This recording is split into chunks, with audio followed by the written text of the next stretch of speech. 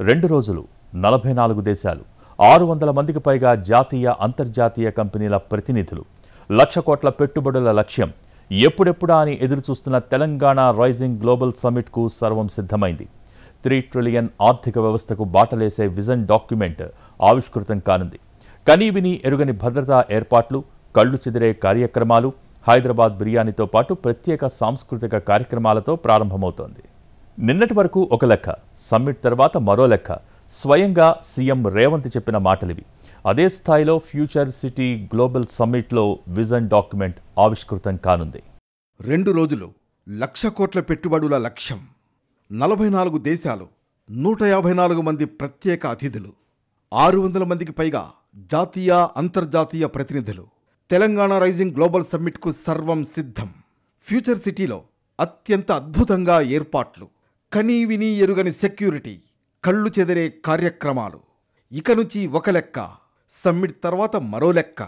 అవును, నిన్నటిదాకా ఒక లెక్క, సమ్మిట్ తర్వాత తెలంగాణ మరో లెక్క. తెలంగాణ రైజింగ్ గ్లోబల్ సమ్మిట్ 2047 తర్వాత ప్రపంచ దృష్టి మరింతగా రాష్ట్రంపై పడుతుంది. దేశ విదేశాల్లోని ప్రఖ్యాత కంపెనీల పెట్టుబడుల ప్రవాహం పెరగడం ఖాయమని ప్రభుత్వం భావిస్తోంది. అందుకే తెలంగాణ ప్రభుత్వం అత్యంత ప్రతిష్టాత్మకంగా ఈ మెగా ఈవెంట్ను నిర్వహిస్తోంది. భారత్కే గ్రోత్ ఇంజిన్గా తెలంగాణను మారుస్తామని, అందుకు భారత్ ఫ్యూచర్ సిటీలో నిర్వహించే గ్లోబల్ సమ్మిట్టే ప్రస్థానమని చెబుతోంది. తెలంగాణలో ఉన్న అపార అవకాశాలను వివరించి పెట్టుబడులను ఆకర్షించడం, యువతకు ఉపాధి కల్పించడమే లక్ష్యంగా 2 రోజుల పాటు గ్లోబల్ సమ్మిట్ నిర్వహిస్తోంది తెలంగాణ సర్కార్. ఇందుకోసం భారత్ ఫ్యూచర్ సిటీలో అత్యంత అద్భుతంగా ఏర్పాట్లు చేసింది. 2 రోజుల పాటు జరిగే ఈ సదస్సులో 44 పైగా దేశాల నుంచి 154 మంది అంతర్జాతీయ ప్రతినిధులు హాజరవుతున్నారు. దావోస్ వరల్డ్ ఎకనామిక్ ఫోరం ఆధ్వర్యంలో జరిగే ఆర్థిక సదస్సు స్థాయిలో గ్లోబల్ సమ్మిట్ నిర్వహించేందుకు తెలంగాణ ప్రభుత్వం అన్ని ఏర్పాట్లు చేస్తోంది. ప్రపంచవ్యాప్తంగా ఉన్న ప్రముఖ కంపెనీల నుంచి ప్రతినిధుల బృందాలు ఈ సమ్మిట్లో పాల్గొంటున్నాయి. ఒక్క అమెరికా నుంచే 46 మంది వివిధ కంపెనీల ప్రతినిధులు వస్తున్నారు. రాష్ట్రానికి ఓ విజన్ ఉండాలి. ఆ విజన్కి ఓ డాక్యుమెంట్ రూపొందించి అందుకనుగుణంగా అభివృద్ధికి అడుగులు వేయాలి. సరిగ్గా తెలంగాణ ప్రభుత్వం అదే పనిలో పడింది. దేశానికి స్వాతంత్ర్యం వచ్చి 100 ఏళ్లు పూర్తయ్యే నాటికి తెలంగాణ ఎలా ఉండాలో ప్లాన్ సిద్ధం చేసింది సర్కార్. దాన్ని ఆవిష్కరించడానికి గ్లోబల్ సమ్మిట్ ఏర్పాటు చేసింది. మధ్యాహ్నం 2 గంటలకు గవర్నర్ జిష్ణుదేవ్ వర్మ గ్లోబల్ సమ్మిట్ను ప్రారంభిస్తారు. ఆ తర్వాత సీఎం రేవంత్ గ్లోబల్ సమ్మిట్ను ఉద్దేశించి మాట్లాడతారు. 3 గంటల నుంచి గ్లోబల్ సమ్మిట్లో ఏర్పాటు చేసిన హాల్స్లో అంశాల వారీగా మేధావులు, ఆయా రంగాల్లో పారిశ్రామికవేత్తలు కలిసి తెలంగాణలో ఉన్న వనరులు, వసతులు, అభివృద్ధికి మార్గాలు అన్వేషించి ఆలోచనలు పంచుకుంటారు. అందుకనుగుణంగా విజన్ డాక్యుమెంట్ రూపకల్పన ఉంటుంది. సమ్మిట్లో వివిధ అంశాలపై నోబెల్ బహుమతి గ్రహీత Abhijit Banerjee, Trump media technology group CEO Eric Swider, world economic forum CEO Jeremy Jurgens, Nobel శాంతి బహుమతి గ్రహీత Kailash Satyarthi, Biocon limited executive chairperson Kiran Mazumdar Shaw తదితరులు ప్రసంగించనున్నారు. నిన్నటిదాకా ఒక లెక్క, తెలంగాణ గ్లోబల్ సమ్మిట్ తర్వాత మరో లెక్క అని సీఎం రేవంత్ రెడ్డి చెబుతున్నారు. నేటి అవసరాలు తీర్చి పేదల సంక్షేమం కూర్చి ఇదే అద్భుతమని తాము సరిపెట్టలేదన్నారు. స్వతంత్ర భారత ప్రయాణం 100 ఏళ్ల మైలురాయికి చేరే సందర్భం 2047 నాటికి తెలంగాణ ఎట్లుండాలి, ఎక్కడ ఉండాలో లోతైన మదనంతో మార్గదర్శక పత్రం సిద్ధం చేశామని ఎక్స్లో పోస్ట్ చేశారు. గత పాలకులు కలలో కూడా ఊహించని విజన్కు తాము ప్రాణం పోసినట్లు తెలిపారు. ప్రపంచ వేదికపై తెలంగాణ రైజింగ్ రీసౌండ్ చేసేలా ప్రణాళికలు సిద్ధం చేశామన్నారు. భారతదేశ గ్రోత్ ఇంజిన్గా తెలంగాణను మార్చడానికి సర్వం సిద్ధం చేశామని వెల్లడించారు. భారత్ ఫ్యూచర్ సిటీ రేపటి తెలంగాణ ప్రగతికి వేగుచుక్క అని రేవంత్ రెడ్డి అభిప్రాయం వ్యక్తం చేశారు. ఇవాళ మధ్యాహ్నం 3 గంటల నుంచి 4 గంటల వరకు ఒక్కో హాల్లో ఒక్కో అంశంపై చర్చిస్తారు. తెలంగాణ భవిష్యత్తు, గ్రీన్ ఎనర్జీ, ఎలక్ట్రానిక్ వాహనాల వినియోగం, సెమీ కండక్టర్స్, ఎడ్యుకేషన్ హబ్గా హైదరాబాద్ మారడం ఎలా అనే అంశాలపై చర్చ ఉంటుంది. సాయంత్రం 4 గంటల 15 నిమిషాల నుంచి సాయంత్రం 5 గంటల 15 నిమిషాల వరకు తెలంగాణ రైజింగ్లో ఏరోస్పేస్, రక్షణ రంగాల్లో ముందడుగు వేయడం ఎలా, అందరికీ ఆరోగ్య సంరక్షణ అనే అంశం మీద చర్చ ఉంటుంది. సాయంత్రం 5:30 నుంచి 6:30 వరకు ఆసియా పులులు, గిగ్ ఎకానమీ, వ్యవసాయ రంగం, మహిళా సాధికారత లాంటి అంశాలపై చర్చ ఉంటుంది. మొదటి రోజు ఈ అంశాలపై వచ్చిన మెరుగైన ఆలోచనలు తీసుకుని ప్రభుత్వ విజన్ డాక్యుమెంట్లో పొందుపరుస్తారు. 2 రోజుల్లో మొత్తం 27 అంశాలపై సెషన్లు జరుగుతాయి. ఇందుకు వీలుగా సెమినార్ హాళ్లను అధికారులు సిద్ధం చేశారు. అంతర్జాతీయ, దేశీయ అతిథులు, పెట్టుబడిదారులకు తెలంగాణతో పాటు హైదరాబాద్ ప్రత్యేకతలు తెలిసేలా ప్రచార సామాగ్రిని సిద్ధం చేశారు. ఎయిర్పోర్ట్ నుంచి ఫ్యూచర్ సిటీలో వేదిక వరకు వివిధ రూపాల్లో వీటి ప్రదర్శన ఉంటుంది. సమ్మిట్కు పారిశ్రామికవేత్తలు, సినిమా, క్రీడా రంగాల ప్రముఖులు, విదేశీ ప్రతినిధులు హాజరవుతారు.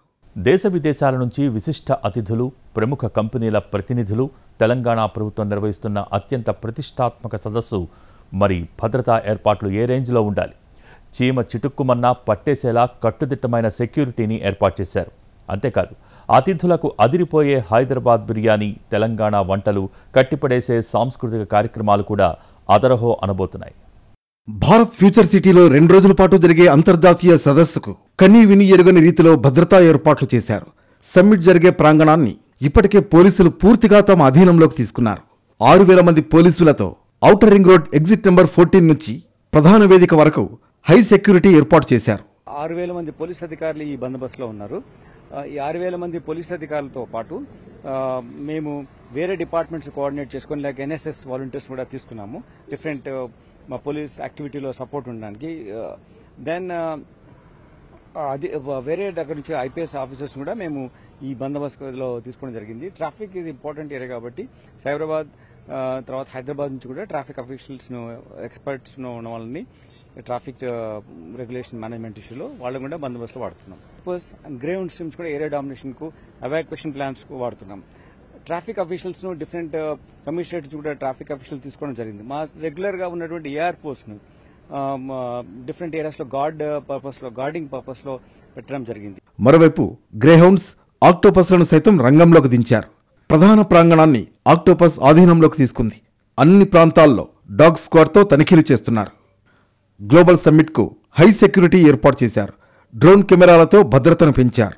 ఔటర్ రింగ్ రోడ్ నుంచి ప్రధాన వేదిక వరకు డ్రోన్లతో పర్యవేక్షిస్తున్నారు. ప్రధాన వేదిక చుట్టూ డ్రోన్లతో నిఘా పెట్టారు. నలువైపులా సీసీ కెమెరాలు ఏర్పాటు చేసి కమాండ్ కంట్రోల్ సెంటర్కు అటాచ్ చేశారు. ఇక్కడ కూడా సమ్మిట్కి డిస్టర్బ్ కాకుండా ప్రతి అంగుళం కవర్ అయ్యే విధంగా కెమెరాస్ అన్ని ఏర్పాటు చేశాము. అదేవిధంగా సమ్మిట్కి వచ్చే రహదారులు ఏవైతే ఉన్నాయో ఆ రహదారులను కూడా ట్రాఫిక్ రెగ్యులేషన్ దాని గురించి కూడా కొన్ని కెమెరాస్ ఏర్పాటు చేశాము. వీటన్నిటిని కూడా ఇక్కడ సెంట్రల్ కమాండ్ కంట్రోల్కి కనెక్ట్ చేసేసి ఇక్కడ నుంచి లైవ్గా మానిటర్ చేయడం జరుగుతుంది. ఎక్కడ ఏ చిన్నది ఉన్నా కూడా సంబంధిత అధికారికి వెంటనే ఇక్కడ నుంచి వైర్లెస్ సెట్ ద్వారా, మొబైల్ ఫోన్ కనెక్ట్ ద్వారా వెంటనే ఇన్ఫార్మ్ చేసి అక్కడ ఎటువంటి ప్రాబ్లం లేకుండా సాల్వ్ చేయడం జరగడానికి అన్ని ఏర్పాట్లు చేస్తున్నాము. ఫైర్ సేఫ్టీ విషయంలోనూ పక్కా చర్యలు తీసుకున్నారు. ఎలాంటి సిచ్యువేషన్ అయినా ఎదుర్కొనేందుకు సంసిద్ధంగా ఉన్నామని వెల్లడించారు అధికారులు. విఐపీ చాలా మంది వస్తారు. అయితే ఈ 2 రోజు కాకుండా కూడా అప్ టు 13th ఇక్కడ ఈ కార్యక్రమం నడుస్తూనే ఉంటుంది. దాంట్లో విజిటర్స్ కూడా ఇంకా డెలిగేట్స్ పాల్గొనే ఉంటారు. కాబట్టి ఫైర్ సర్వీసెస్ తరఫు నుంచి ఈ మొత్తం ఒక వారం కోసం మనము ఇక్కడ ఏర్పాటు చేశాము. ఇప్పుడు మీరు ఈ మొత్తం ప్రాంతాన్ని చూస్తున్నారు. ఈ మొత్తం ఒక ప్లేన్ ఏరియా ఉంది. దగ్గరలో కూడా ఇటువంటి ఇక్కడ ఇన్ఫ్రాస్ట్రక్చర్ అంతా పెద్దగా లేదు. కాబట్టి మేము బ్యాకప్ చేసి సఫిషియంట్ క్వాంటిటీలో మ్యాన్ పవర్, ఎక్విప్మెంట్స్, వెహికల్స్ అన్ని రకాలు ఏర్పాటు చేశాము. దీనికి సంబంధించిన అన్ని ర్యాంక్స్ కల్పిస్తే దాదాపు ఒక 210 ర్యాంక్స్ని మనము ఇక్కడ డ్రా చేశాము. ఈ మ్యాన్ పవర్ కాకుండా 7 టైప్స్ ఆఫ్ వెహికల్స్, మొత్తం వెహికల్స్ కల్పిస్తే దాదాపు 25 వెహికల్స్ మనము డ్రా చేశాము. విదేశీ కంపెనీల ప్రతినిధులు, పారిశ్రామికవేత్తలు, ఇతర వీవీఐపీలు శంషాబాద్ ఎయిర్పోర్ట్లో ల్యాండ్ అయిన క్షణం నుంచి సదస్సు జరిగే ప్రాంగణం వరకు కళ్లు తిప్పుకోనివ్వకుండా ప్రతి చోట, ప్రతి మలుపు దగ్గర ప్రచార చిత్రాలను ఆకట్టుకునేలా ఏర్పాట్లు చేశారు. అత్యాధునిక టెక్నాలజీతో ప్రత్యేకంగా ప్రచార ఏర్పాట్లు జరిగాయి. Lighting projection, 3D projection mapping, airport approach రోడ్లో LED స్క్రీన్స్తో విభిన్న ప్రదర్శనలు ఉంటాయి. ఇక సదస్సు జరిగే 2 రోజుల పాటు అతిథులకు పసందైన హైదరాబాదీ బిర్యానీతో పాటు తెలంగాణ ప్రసిద్ధ వంటకాలతో భోజనాలను వడ్డించేందుకు వంటశాలలు సిద్ధమయ్యాయి. అతిథులకు తెలంగాణ పర్యటన ఎప్పటికీ గుర్తుండిపోయేలా గ్లోబల్ సమ్మిట్ డెలిగేట్లకు ప్రత్యేక బహుమతిని ప్రభుత్వం తరఫున అందించనున్నారు. కరీంనగర్లో తయారు చేసిన బుద్ధుని సిల్వర్ ఆకృతులను కూడా అతిథులకు అందివ్వనున్నారు. మనకి ఇప్పుడు ఈ గ్లోబల్ సమ్మిట్కి సంబంధించి ఒక ఆర్టికల్ చేయడం గురించి చెప్పారు. అప్పుడు మేము ఈ బుద్ధ తయారు చేయడం జరిగింది. బుద్ధ అనేది ఒక జ్ఞానానికి సంబంధించి, ఒక ప్రశాంతతకు సంబంధించినటువంటి ప్రతీక కాబట్టి మేము అది తయారు చేస్తే అది అప్రూవ్ చేశారు. ఇప్పుడు ఇవన్నీ కూడా మనకి గ్లోబల్ సమ్మిట్లో ఇవ్వడం జరుగుతుంది. తెలంగాణ రైజింగ్ గ్లోబల్ సమ్మిట్ లోగోతో పాటు పోచంపల్లి ఇక్కత్ శాలువా, చేరియాల కళాకృతులు, హైదరాబాదీ అత్తర్, ముత్యాలతో కూడిన నగలను సావనీరులో పొందుపరుస్తారు. అలాగే తెలంగాణకే ప్రత్యేకమైన వంటలైన ఇప్ప పువ్వు లడ్డు, సకినాలు, చెక్కలు, బాదంకి జాలి, నువ్వుల ఉండలు, మక్క పేలాలతో కూడిన మరో ప్రత్యేక బాస్కెట్ను కూడా అతిథులకు అందించనున్నారు. సబ్జెక్టులపై చర్చల తర్వాత ప్రముఖ మ్యూజిక్ డైరెక్టర్ కీరవాణి సంగీత కచేరీ అతిథులను అలరించనుంది. అలాగే తెలంగాణ ప్రత్యేక నృత్య రూపాలైన కొమ్ము కోయ, బంజారా, కోలాటం, గుస్సాడి, ఒగ్గుడొల్లు, పేరిణీ నాట్యం, బోనాల ప్రదర్శనతో సాంస్కృతిక కార్యక్రమాల ప్రదర్శన ఉంటుంది. మరోవైపు నాగార్జునసాగర్ దగ్గరున్న ప్రపంచంలోనే అతిపెద్ద వారసత్వ బౌద్ధ థీమ్ పార్క్ బుద్ధవనం పర్యటనకు దౌత్య బృందం వెళ్లేలా టూరిజం శాఖ ప్రత్యేక ఏర్పాట్లు చేసింది. అలా బిజినెస్ పరంగా, ఇలా సాంస్కృతిక కార్యక్రమాల పరంగా జాతీయ, అంతర్జాతీయ ప్రతినిధులకు తెలంగాణ రైజింగ్ గ్లోబల్ సదస్సు జీవితాంతం గుర్తుండిపోనుంది. తెలంగాణ రైజింగ్ గ్లోబల్ సమ్మిట్ను ప్రభుత్వం ఒకవైపు ప్రతిష్టాత్మకంగా నిర్వహిస్తోంది. రాజకీయాలకు అతీతంగా ఈ సదస్సు జరగాలని భావిస్తోంది. అయినా సదస్సుపై పొలిటికల్ రగడ రగులుతూనే ఉంది. గ్లోబల్ సమ్మిట్తో తెలంగాణపై ఫోకస్ పెరగాలని కాంగ్రెస్ ప్రభుత్వం భావిస్తోంది. 1,00,000 కోట్ల పెట్టుబడులు వస్తాయని భావిస్తోంది. వివిధ దేశాల నుంచి పెట్టుబడులను ఆకర్షించడంతో పాటు 2047 నాటికి తెలంగాణను $3 ట్రిలియన్ ఆర్థిక వ్యవస్థగా నిలపడమే లక్ష్యంగా సమ్మిట్ నిర్వహిస్తోంది. ఈ సదస్సులో తెలంగాణ విజన్ డాక్యుమెంట్ విడుదల చేయనుంది ప్రభుత్వం. రాజకీయాలకు అతీతంగా సమ్మిట్ జరగాలని సంకల్పించిన ప్రభుత్వం అందుకు తగ్గట్లుగానే ఏర్పాట్లు చేసింది. ప్రధానమంత్రి నరేంద్ర మోడీ దగ్గర నుంచి కేంద్ర మంత్రులు, వివిధ రాష్ట్రాల ముఖ్యమంత్రులను కూడా ఆహ్వానించింది.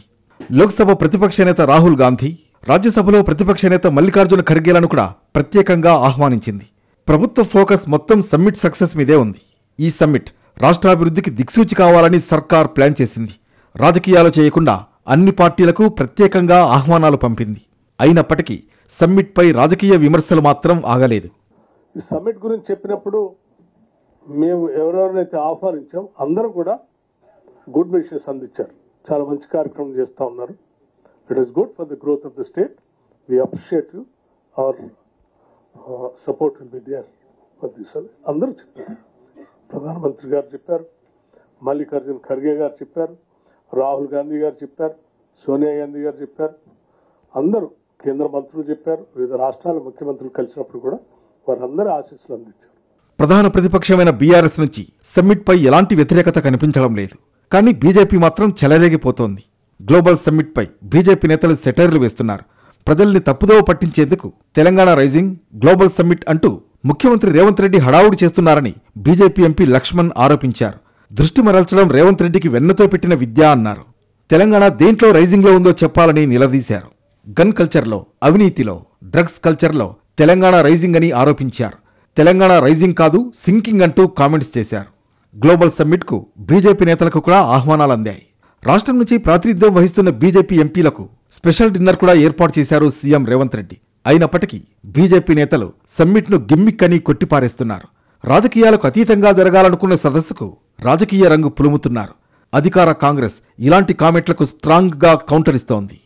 ఈరోజు రాష్ట్రానికి సంబంధించిన అన్ని విభాగాలకు సంబంధించిన అభివృద్ధి, అదేవిధంగా ప్రజలకు సంబంధించిన సంక్షేమము 2047 వరకు ఏ విధంగా ఉండాలి, మన రాష్ట్రం అన్ని రంగాల్లో కూడా మేటిగా ఉండాలి, టెక్నాలజీకి సంబంధించి ఫస్ట్గా ఉండాలి, అదేవిధంగా పరిశ్రమలకు సంబంధించి ఫస్ట్గా ఉండాలి అనే ఒక ఆలోచనతోనే మా విజన్ని విదేశాలకు సంబంధించిన వారి ముందర పెడితే, ఓహో ఈ ప్రభుత్వం, ఈ రాష్ట్రం ఈ విధంగా ముందుకు పోతుంది, మేము దీంట్లో భాగస్వాములు కావాలని ఆలోచన చేసే ఒక వాతావరణం ఏర్పాటు చేయడానికి ప్రయత్నం చేస్తాం. మొత్తానికి సంక్షేమం, అభివృద్ధిలో జోడెద్దుల్లా దూసుకుపోతున్న తెలంగాణ ప్రభుత్వం గ్లోబల్ సమ్మిట్తో మరోసారి ప్రపంచ దృష్టిని ఆకర్షించనుంది. తెలంగాణ రాష్ట్రానికి భారీ ఎత్తున పెట్టుబడులు వస్తాయని భావిస్తోంది. అందుకే రాజకీయ విమర్శలు, ప్రతి విమర్శలు ఎలా ఉన్నా ఈ సమ్మిట్ రాష్ట్రానికి గేమ్ చేంజర్ అవుతుందన్న అభిప్రాయం వ్యక్తమవుతోంది. నిన్నటి వరకు ఒక లెక్క, సదస్సు తర్వాత మరో లెక్క అనే గ్లోబల్ సమ్మిట్ అంచనాలను పెంచుతోంది.